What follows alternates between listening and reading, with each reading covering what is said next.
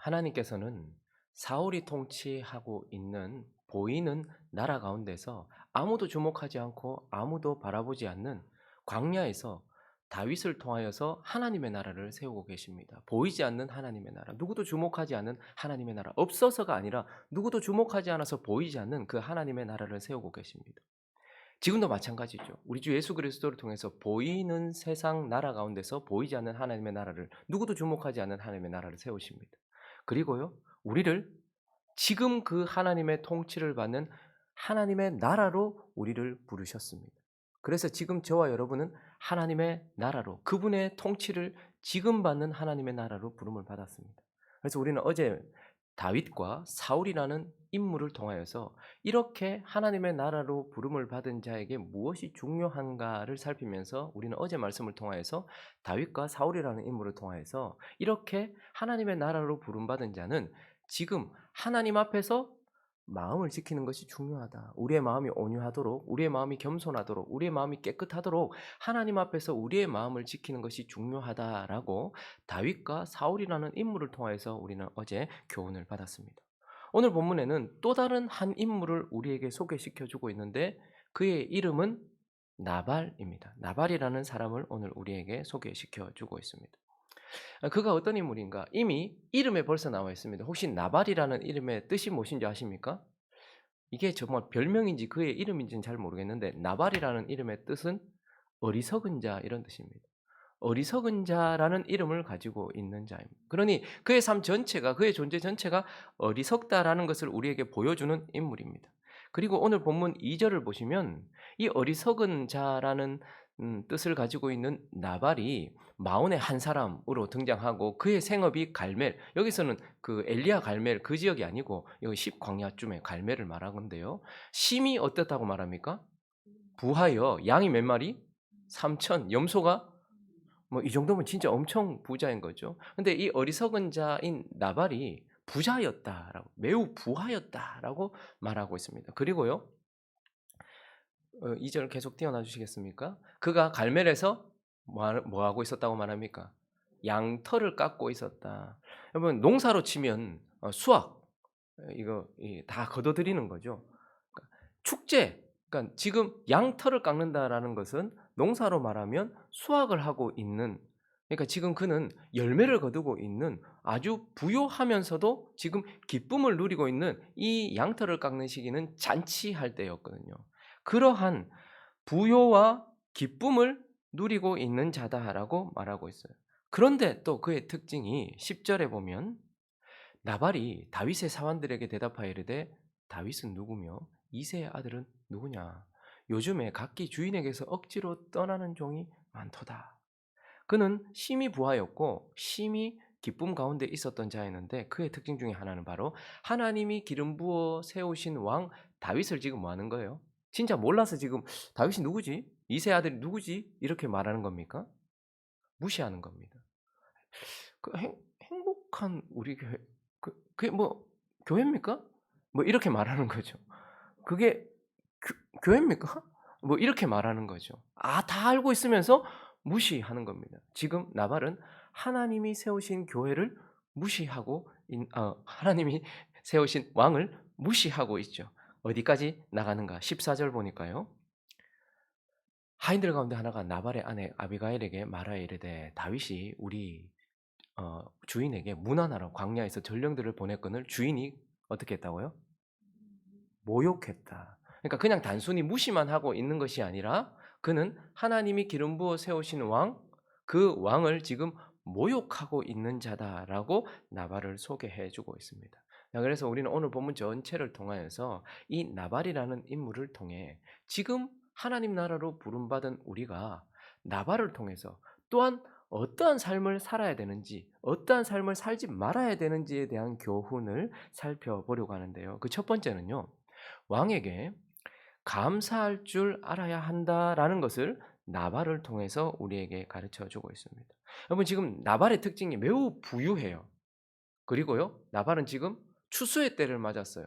그래서 또 많은 기쁨들이 지금 넘치고 있는 때를 맞이했습니다. 근데 왜 그가 그런 기쁨을 누릴 수 있었습니까? 그의 아내는 또 예뻤고 또 아주 현명한 아비가일이라는, 그러니까 그의 삶이 이렇게 풍성하고 이렇게 기쁠 수 있었던 이유는 무엇입니까? 근본적으로는 하나님께서 그에게 은혜를 주셨기 때문이겠죠. 그러나 오늘 본문 전체를 통하여서 이 나발이 이렇게 부유할 수 있었고 또한 이렇게 기쁨의 때를 맞이할 수 있었던 이유를 지금 7절부터는 이렇게 말해주고 있습니다. 왜 그가 그렇게 부유했고 지금 기쁨의 때를 맞이할 수 있었는지는 이렇게 말하고 있는데, 네게 양털 깎는 자들이 있다함을 이제 내가 들어노라. 다윗의 이야기입니다. 네 목자들이 어떻게 했다고요? 우리와 함께 있었으나라고 말. 일단 지금 이 본문을 통해서 나발이 이렇게 부유하고 지금 기쁨을 누릴 수 있었던 것은 다윗이 그와 함께 있었기 때문이라는 거예요.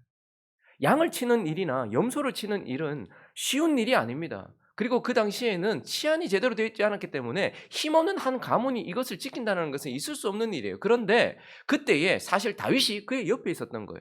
다윗이 함께 있었기 때문에 지금 그가 그 부유함을 계속해서 누릴 수 있었고 지금 또한 추수의 때를 맞이할 수 있었다라는 거예요. 거기다가 또 우리와 함께 있었고 또 하나는요. 나발이 그렇게 부유할 수 있던 것은 다윗이 함께 있었기 때문이고 우리가 그들을 해치지 아니하였다라고 말해요. 다윗이 그를 해하지 않았다. 다윗에게는 그를 해할 만한 능력도 있었고 또 다윗에게는 자기가 이 사람들에게 뭔가를 끌어내거나 빼앗을 만한 어떤 이유도 있었어요. 600명이나 지금 어떻게 해야 되니까요. 그런데 다윗의 손을 전혀 대지 않았다라고 말하고 있어요. 거기다가 한 걸음 더 나가서 셋째 줄을 보니까 그들이 갈멜에 있는 동안에 그들의 것을 하나도 잃지 아니하였다. 함께 있어 주었고 손을 대지 않았고 오히려 다른 이들로부터 뭐하고 있었다는 거예요? 보호해주고 있었다라고 말해요. 그래서 21절은 다윗이 직접 이렇게 말하고 있습니다. 읽어보겠습니다. 시작. 다윗이 이미 말하기를 내가 이자의 소유물을 광야에서 지켜 그 모든 것을 하나도 손실이 없게 한 것이 진실로 허사라. 그가 악으로 나의 손을. 다윗이 내가 옆에 있었고 그리고 손을 대지 않았을 뿐만 아니라 다른 악한 자들로부터 빼앗길 만한 상황이 왔을 때 사실은 나발이 무서워서가 아니라 다윗 때문에 손을 대지 않았던 거예요. 그래서 다윗이 보호해주고 있었던 것입니다. 그렇게 선을 행했는데 그는 악으로 갚는다라고 말하면서 내가 너를 보호해 주었기 때문이라고 말해요. 그러나 무엇보다도 6절을 한번 읽어볼까요? 6절 같이 읽습니다. 시작. 그 부하게 사는 자에게 이르기를 너는 평강하라. 내 집도 평강하라. 내 소유의 모든 것도 평강. 예수 그리스도가 우리에게 평강을 말씀하시죠. 그의 예표인 다윗도 평강을 얘기하는데 먼저 나발 너는 평강해라 라고 빌어주고 있었고 네 집도 평강해라 라고 빌어주고 있었고 네 모든 소유도 평강해라 라고 평강을 빌어주고 있었기 때문이다. 그러니 사실 나발이 이렇게 부요하고 또 이렇게 기쁨으로 편안한 삶을 그래도 먹고 살만한 삶을 살 수 있었던 이유는 다윗 때문이고 다윗이 평강하게 해줬기 때문이다라고 말하고 있고 그 집안에 있는 모든 종들은 다 알아요. 15절과 16절을 보시면 그래서 그 나발의 집에 있는 종이 이렇게 말합니다. 우리가 들에 있어 그들과 상종할 동안에 그들이 왔었죠. 다윗이 왔단 말입니다. 그 사람들이 우리를 매우 선대하였으므로 우리가 다치거나 잃는 것이 없었으니 우리가 양을 지키는 동안에 그들이 우리와 함께 있어 밤낮 우리에게 뭐가 되었다? 담이 되었었습니다. 이걸 알고 있는 거예요. 그래서 그들은 이 추수 때, 이 양털 깎을 때에 누가 가장 먼저 생각났을까요? 종들은. 아, 다윗 가장 먼저 생각났을 것이고 그에게 가장 큰 감사를 돌리고 있었을 것입니다. 그런데 나발이라는 사람은 어떤 것입니까? 내가 왜 지금도 부요함을 계속 가지고 있는지, 그리고 내가 왜 지금도 이 기쁨의 때를 누릴 수 있는지 알지 못했고, 그리고 그 왕에게, 하나님이 기름 부으신 왕에게 감사하지 않았다라는 것을 보게 됩니다. 우리는 나발의 모습을 통하여서 우리 자신을 볼 수 있어야 됩니다. 우리는 나발을 보면서 참 어리석다, 저 희한한 인생이네 라고 생각할지 모르겠지만 우리가 그렇지 않습니까? 여러분, 저와 여러분이 지금 우린 자꾸 상대적으로 비교하고 뭐 자꾸 그래서 그런데 지금 우리가 뭐 생존을 걱정합니까? 하나님께서 이런 시대를 준 적이 없었습니다. 우리는 그 어떤 시대보다도 평화로운 시대를 살고 있어요. 이 민족이 전쟁이 없었던 시기가 언제였습니까? 전쟁의 영향력이 없었던 시기가 언제였습니까? 저와 여러분은 정말 하나님 앞에 갔을 때 너무너무 감사해야 돼요. 전쟁의 영향력이 없는 시대. 그리고 이 나라가 이만큼 부강해서 세계에서 떵떵거릴 만큼 뭐 문화를 지배하고요. 경제를 주도하고요. 이런 때가 언제 있었습니까? 그렇게 우리나라가 이만큼이나. 그런데 우리는 또 이 속에서 누구는 이만큼 잘 살고 누구는 돈이 이만큼 있고 또 거기서 비교하면서 또 행복을 누리지 못하는 그렇지만 우리가 절대적인 기준으로 봤을 때 우리가 뭐 생존을 걱정합니까? 우리 자식들이 죽을까 봐 걱정합니까? 오늘 밖에 나갔다가 누구한테 칼에 맞아 죽을까 봐 걱정합니까? 그렇지 않습니까? 이만큼 하나님이 은혜를 주신 이유는 하나님이 기름 부으신 왕 예수 그리스도가 우리와 함께 하고 계시는 줄로 믿습니다. 그리고 그분이 우리에게 손을 대지 않았기 때문이에요. 그분은 우리에게 우리가 가지고 있는 소유나 우리의 몸이나 우리 전부를 손댈 만한 능력이 있으시고 그분 앞에서 그분이 우리에게 손댈 만큼 우리는 충분히 죄인입니다. 그분 앞에 섰을 때 그분이 좀 손 좀 대야 되겠네 싶을 정도로 우리는 충분히 죄인이에요. 그런데 그분이 우리에게 손을 대지 않으셨기 때문이고 더더욱 하나님이 보이는 것들과 보이지 않는 것들 가운데 우리를 보호해 주셨기 때문이고 그 아들 예수 그리스도께서 우리에게 너는 평강해라. 네 집도 평강해라. 네 소유도 평강해라라고 은혜를 주셨기 때문에 우리가 지금 여기 이렇게 그나마 있는 것 아닙니까? 그런데 우리는 그것도 알지 못한 채 그분에게 감사하지 않습니다. 그분에게 감사하지 않는다는 것은 우리가 이렇게 큰 은혜를 받았다는 것을 모른다는 뜻이고 그 왕을 무시하고 모욕한다라는 뜻입니다. 우리가 오늘도 이 아침에 일어났을 때 특별한 것을 더 받지 않는다 할지라도 하나님께 감사하지 않는다면 우리는 그 왕을 무시하는 것이고 그 왕의 권위를 무시하는 것이며 그분을 모욕하는 것이라는 것을 알아야 됩니다. 그러므로 지금 하나님의 나라로 부름받은 우리가 그 왕에게 감사할 줄 알아야 된다. 그것을 오늘 나발을 통해서 우리에게 말씀해 주고 계십니다.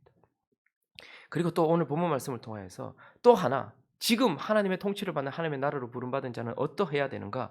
왕에게 헌신할 줄 알아야 된다. 왕에게 드릴 줄 알아야 된다라고 우리에게 말씀하고 있습니다.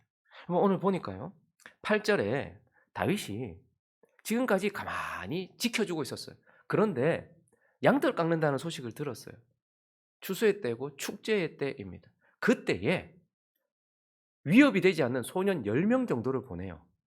그래서 그 소년들에게 물으면 그들이 네게 말하리라. 그런즉 내 소년들이 네게 은혜를 얻게 하라. 우리가 좋은 날에 왔은즉 네 손에 있는 대로 뭐 얼마를 요구하는 것이 아니고 네 손에 있는 대로 네 종들과 네 아들 다윗에게 주기를 원한다.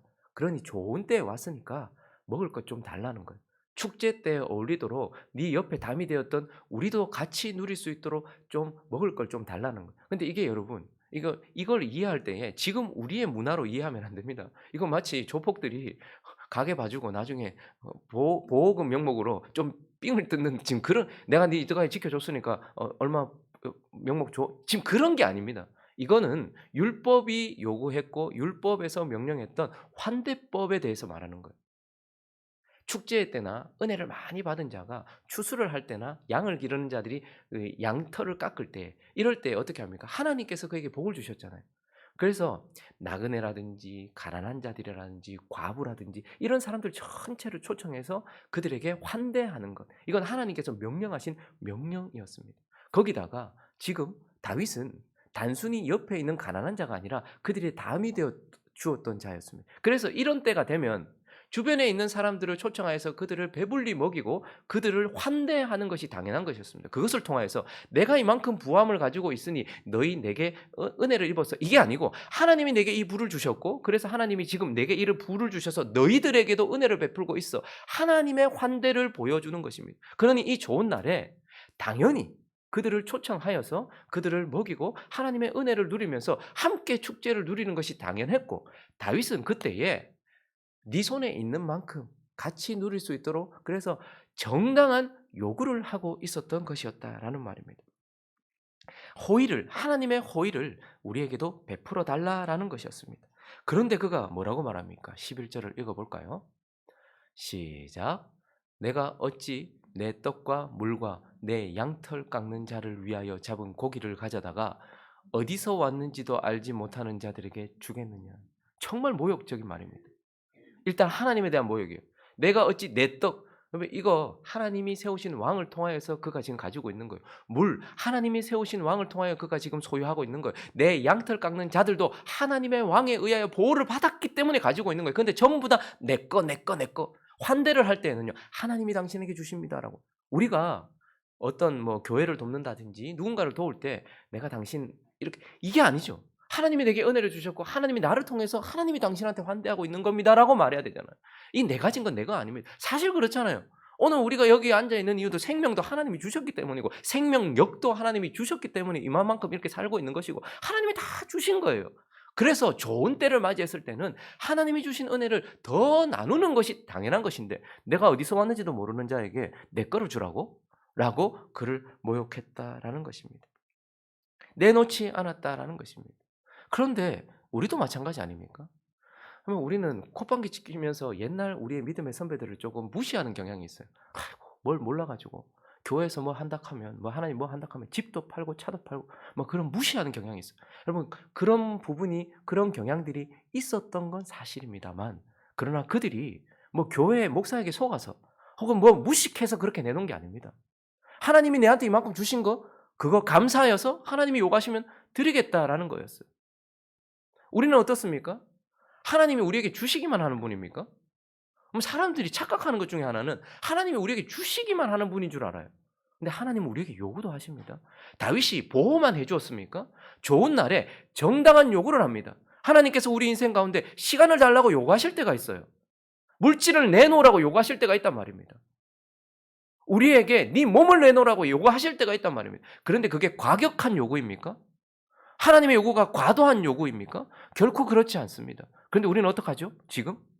교회에 뭐 헌금하고 아니면 뭐 가난한 사람들 도와주고 뭐 구제하고 이런 거에 돈 내는 거에 얼마나 생색을 내는지 다 하나님의 것인데 하나님이 적당하게 우리에게 요구할 때가 있어요.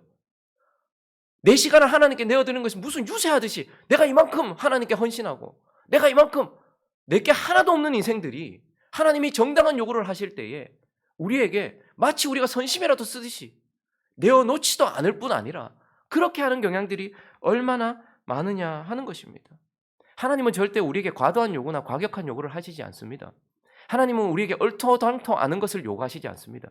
하나님이 우리에게 요구하실 때는 정당한 것을 요구하시는 것이고 만약에 그것을 넘어선 것처럼 느껴진다 할지라도 그분은 우리에게 그걸 내놓으라고 할 만한 주권이 있으신 분이고 권위가 있으신 분인 것입니다. 저와 여러분이 항상 기억해야 될 것은 내가 가지고 있는 소유는 내 것이 아니고 하나님의 것인데 우리에게 맡겨두신 것이라는 걸 기억해야 돼요. 그래서 우리를 청직이라고 말하는 것입니다. 우리는 주인이 아닌 것이죠.